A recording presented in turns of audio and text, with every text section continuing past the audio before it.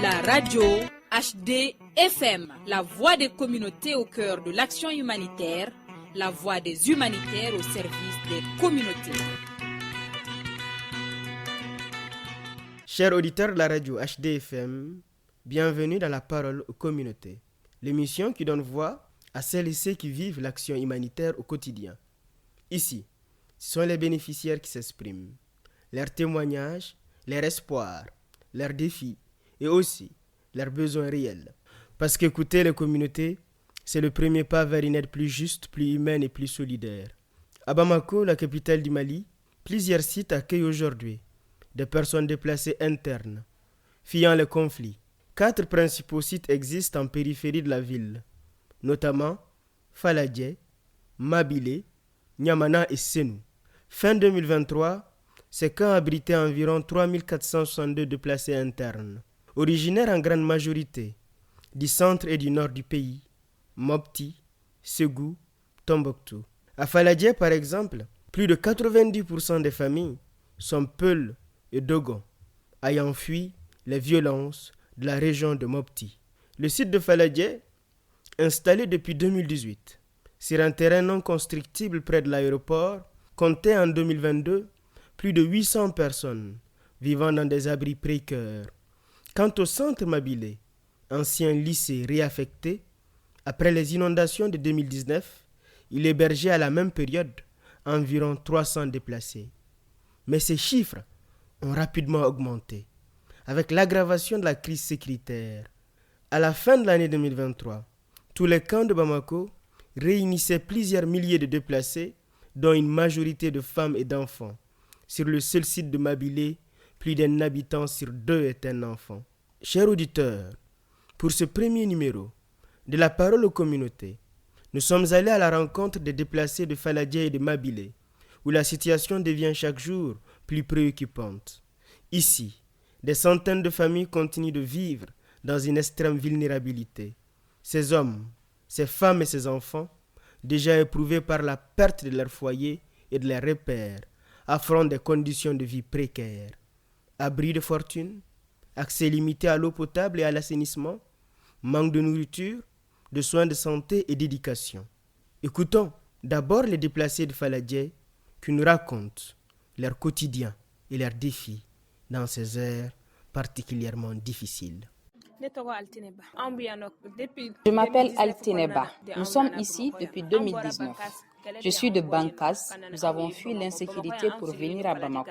Nous sommes au parc de bétail de Faladje. Actuellement, nous sommes confrontés à plusieurs difficultés telles que l'inondation, l'insécurité et le manque de travail. Nous avons reçu plusieurs dons. Parmi les donateurs, l'ONG Amsod en fait partie et aussi la Croix-Rouge. Elles nous ont apporté des soins médicaux. Premièrement, nous voulons avoir du travail et avoir à manger. Nous voulons des activités comme le commerce pour notre propre autonomie.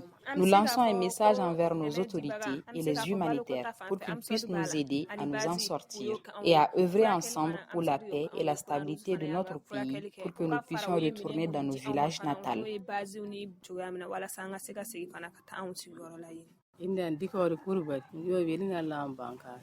Je m'appelle Dikore Koulibaly. Je viens de Weligara, cercle de Bankas. Je suis déplacée interne. Je réside sur le site de Faladje actuellement. J'ai fui mon village pour venir à Bamako en raison du conflit. Un beau matin, des individus armés sont rentrés dans le village en tirant partout. Depuis mon arrivée sur le site de Faladje, je suis en sécurité et nous avons reçu plusieurs assistances comme entre autres des ustensiles de cuisine, des vivres, des draps pour se couvrir. Tout cela grâce à la Croix-Rouge, Amsod, avec beaucoup d'autres organisations humanitaires que je ne connais pas les noms. Actuellement, je subviens à mes besoins à travers le ramassage d'ordures et je sollicite de la part des organisations humanitaires de redoubler d'efforts pour continuer à nous assister, notamment le financement d'activités génératrices de revenus comme l'embauche qui permet d'avoir des revenus.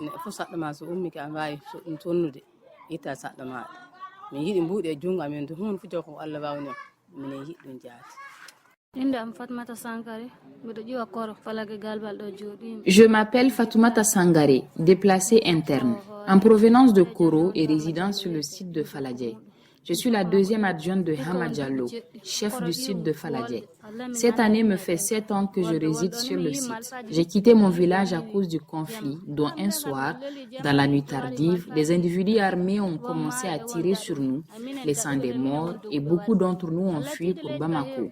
À notre arrivée à Bamako, nous avons reçu plusieurs assistances telles que du cash transfert, des abris, du vivre, du financement d'activités génératrices de revenus de la part des organisations humanitaires comme la Croix-Rouge, Solidarité internationale, AMSOD et beaucoup d'autres. Actuellement, nos difficultés quotidiennes sont nombreuses, tant sur le plan alimentaire, économique, logement et sanitaire. Mais la plus importante est le vivre, qui est vraiment une priorité pour nous. Comme message adressé aux autorités et aux organisations humanitaires, je veux que la paix revienne au Mali et de continuer à nous assister malgré la rareté de l'assistance que nous constatons actuellement. De plus, je sollicite auprès des acteurs humanitaires leur accompagnement sur le plan sanitaire et éducatif envers nos enfants. Nous disposons de salles de classe, mais il manque d'enseignants. Il y a un seul enseignant bénévole du nom de Tamboura qui donne des cours aux enfants et je souhaite que les acteurs humanitaires pensent à lui.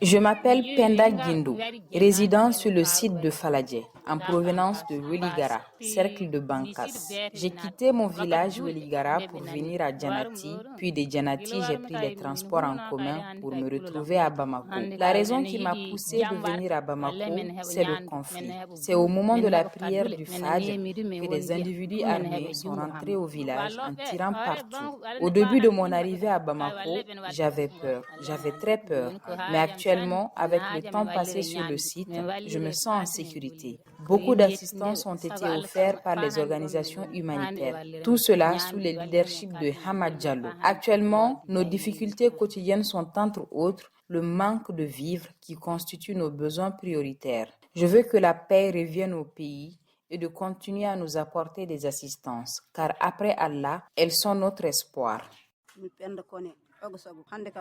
Je suis Penda Kone, déplacée interne résidant sur le site de Faladje en provenance du village d'Ogosabou. Cela fait maintenant 6 ans que j'ai quitté mon village avec mes enfants, fuyant le conflit qui menaçait notre sécurité et notre vie. Depuis mon arrivée à Bamako, je me sens en sécurité par la grâce d'Allah. Plusieurs organisations humanitaires nous ont apporté une aide précieuse. Cette assistance a pris plusieurs formes, des vivres et du sucre, du bétail pour favoriser l'embauche, des transferts monétaires cash et d'autres soutiens essentiels.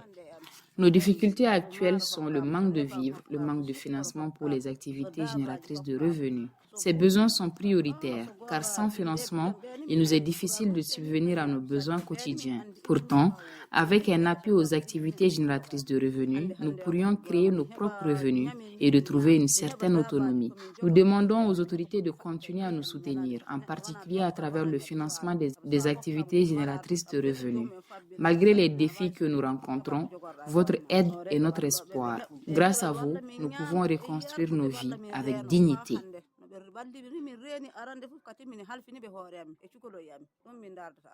Face à cette réalité, nous avons tendu le micro à Modibo Keïta, responsable du site de Faladje au compte du développement social. Écoutons-le. Pour un début, nous sommes le représentant de l'État sur le site. On a comme rôle la gestion de ces sites, la bonne coordination avec les partenaires. On accompagne le partenaire dans toutes sortes d'activités, quelle que soit la nature de leur activité. On accompagne le partenaire dans leurs projets, la bonne gestion, la bonne coordination et enfin de remonter les données aux hiérarchies. Les déplacés de Faladje viennent dans la région de Mopti, c'est-à-dire Banyangara, Bankas, Douanzan, Boni. Pour un début, on travaille avec beaucoup de partenaires. On a donc, si toutefois il y a un partenaire ou une ONG qui doit intervenir sur le site, il va falloir faire une évaluation préalable avant l'assistance et surtout dans les normes humanitaires. On a été vraiment touchés concernant l'arrêt de financement USAID. Avec les PD, tout le monde en sait déjà. Avec les PD, il y a la famine et puis surtout côté abri, il y a vraiment des difficultés. Donc ce que je peux faire, c'est de faire appel à ces acteurs-là de nous venir en aide. Franchement, parce que même on a beaucoup de collègues qui ont été remerciés par manque de financement. Et pourtant, il y a beaucoup de sites qui doivent être gérés dans les normes humanitaires. Avec le manque d'effectifs, franchement, ça ne sera pas vraiment possible. Les déplacés ont vraiment besoin de l'assistance. Les déplacés ont besoin d'aide, surtout avec la saison pluvieuse. Ils ont vraiment beaucoup besoin de l'aide, par exemple en assistance en abri, surtout assistance en vivres. Ensuite, direction le centre Mabilé. Là aussi, les déplacés ont partagé leurs cris de cœur et leurs attentes.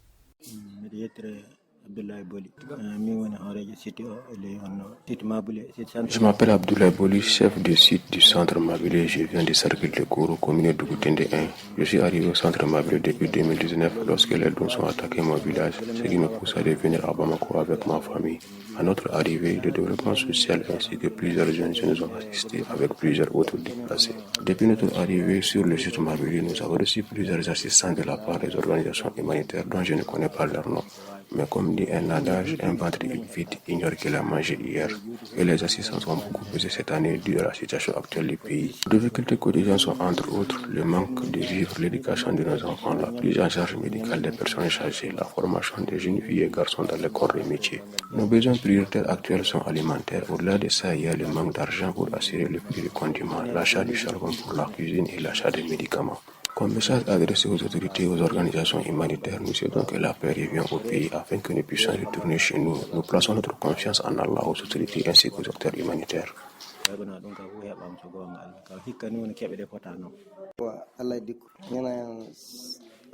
Je m'appelle Alaï Diko. J'ai quitté Mondoro il y a de cela 7 ans dû à l'insécurité. Nous sommes ici, nous avons des difficultés. Nous n'avons pas de travail, nous ne trouvons pas de nourriture comme avant. Nous recevons plusieurs aides venant souvent des autorités et des ONG comme UNICEF Solidarité. Le gouvernement nous aide par rapport au logement et l'alimentation. Avant, ils nous aidaient tous à nous faire soigner, mais maintenant, ils ont arrêté. L'AMSOT nous aide à nous former, à apprendre des métiers. Chaque organisation humanitaire nous aide à sa manière et nous remercions tous. Nous demandons à nos autorités de tout faire pour que la paix et la quiétude reviennent dans notre pays.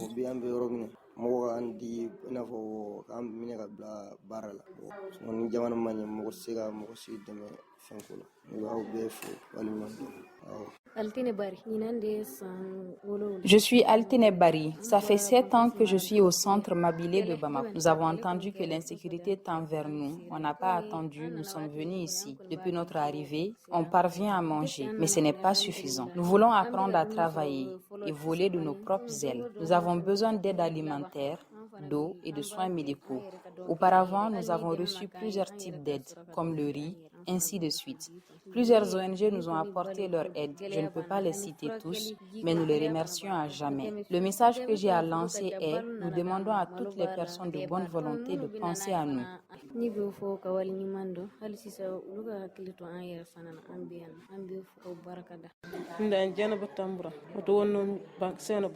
Je suis Djenaba Tamboura, originaire de Seno Bankas, actuellement résidente au centre Mabilé de Bamako. Cela fait maintenant 6 à 7 ans que j'ai quitté mon village, contraint par un conflit violent. Un matin tragique, des hommes armés ont envahi notre village, tirant sans distinction. Plusieurs vies ont été perdues ce jour-là. Depuis mon arrivée à Bamako, par la grâce d'Allah, je vis en sécurité. J'ai reçu de nombreuses formes d'assistance, telles que des abris, de l'eau potable, des vivres, de l'huile, du sucre, des nattes. Ces aides sont venues de la Croix-Rouge, du gouvernement et d'autres organisations humanitaires dont je ne connais pas toujours le nom. Nos besoins actuels sont urgents. Des produits. On a besoin de produits de première nécessité comme le riz, le mil, le sucre, de l'huile, des ustensiles de cuisine, car ceux que nous avons sont usés. Des abris en bon état, car ceux existants ont été endommagés par l'hivernage. Malheureusement, l'assistance devient de plus en plus rare. C'est pourquoi je lance un appel aux autorités et aux organisations humanitaires. Continuez à nous soutenir malgré les difficultés que vous traversez. Vous êtes notre espoir et nous plaçons notre confiance en Allah et vous. Je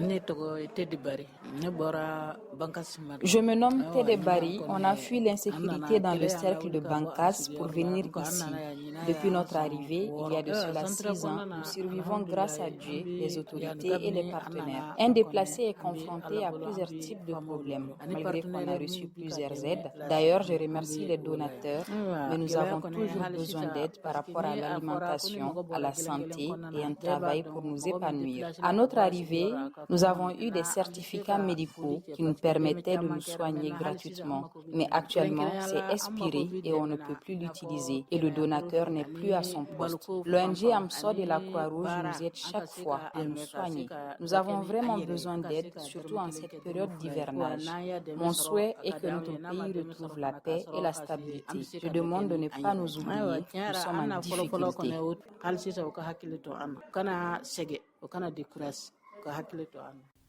Pour compléter ces voix, nous avons donné la parole aux responsables et gestionnaires de sites qui multiplient les alertes et les cris d'alarme.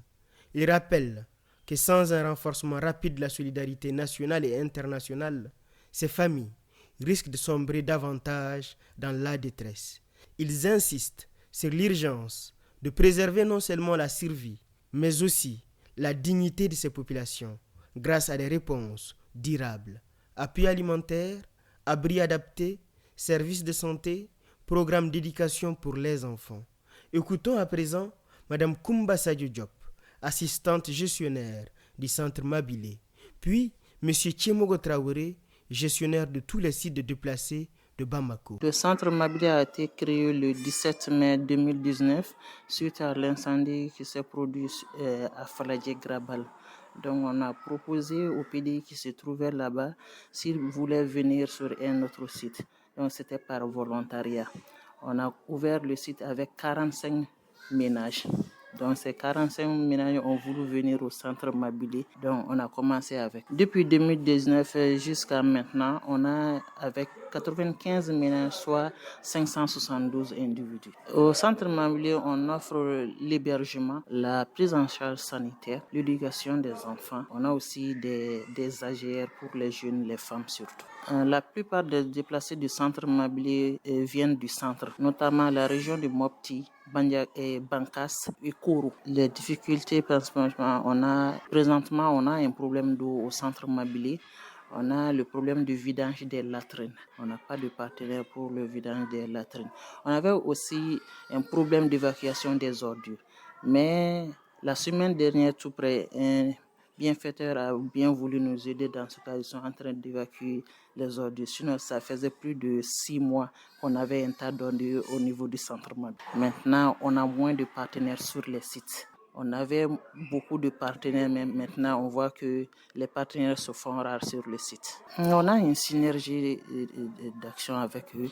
Chaque mois, on tient une réunion mensuelle au niveau de la Direction nationale du développement social avec tous les partenaires qui interviennent sur les sites. Donc, lors de ces réunions, on se tient au courant des difficultés qui se trouvent sur les sites. Ce qu'on a pu faire et ce qu'on n'a pas pu faire et ceux qui sont en cours de route. L'appel que je lance, c'est que les déplacés ont toujours besoin des partenaires, qu'on n'oublie pas personnes déplacées. C'est vrai que beaucoup a été fait, mais toujours on veut une assistance auprès d'eux. L'État fait beaucoup de choses, mais on veut aussi la participation totale des autres partenaires.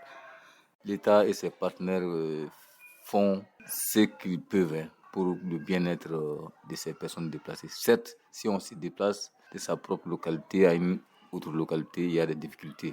Mais ça nous fait déjà pratiquement 6 ans que nous sommes dans ça. Vraiment, on fait de notre mieux pour au moins essayer de restaurer la dignité de ces personnes déplacées. Naturellement, il y a des difficultés qui vont avec. Voilà. Donc, je pourrais citer tout de suite la problématique de la prise en charge alimentaire. Ça, il y a souvent des gaps à atteindre sur beaucoup de sites, surtout pendant cette période où les ressources se font rares, où les donateurs se font rares. Voilà, ça c'est dû à la conjoncture générale même. Le fait que les financements sont rares, nous faisons face, comme je l'ai dit, la crise alimentaire où ce n'est pas comme auparavant. Et c'est pourquoi maintenant, même nous encourageons maintenant l'appui aux activités génératrices de revenus pour que ces gens-là puissent se prendre en charge. Et malheureusement, les partenaires dans ce domaine se font aussi rares. L'objectif final même, c'est de créer les conditions pour que ces gens-là puissent y retourner, ceux qui veulent y retourner. Mais entre-temps, nous avons quand même toujours demandé aux partenaires de penser à ces personnes déplacées, surtout en termes d'activité génératrice de revenus. Parce qu'il n'est pas dit que chaque jour, on ne peut pas venir donner, mais il faut quand même leur donner les moyens de subsistance. Bon, s'il y a activité génératrice de revenus, même s'il y a des formations professionnelles, il faut un accompagnement à la fin. Parce que nous avons une série, Dieu merci, maintenant, dans le district de Bamako bénéficie d'une grande vague de formations en professionnel maintenant, que nous sommes en train de faire actuellement dans les centres de formation. Maintenant, nous souhaitons qu'après cette formation, ces différentes formations, qu'il y ait vraiment des mesures d'accompagnement pour les aider à s'intégrer au sein de la population, à faire des activités génératrices à leur propre nom. Chers auditeurs, vous l'aurez compris, au-delà de l'urgence humanitaire, cette situation interpelle notre conscience collective.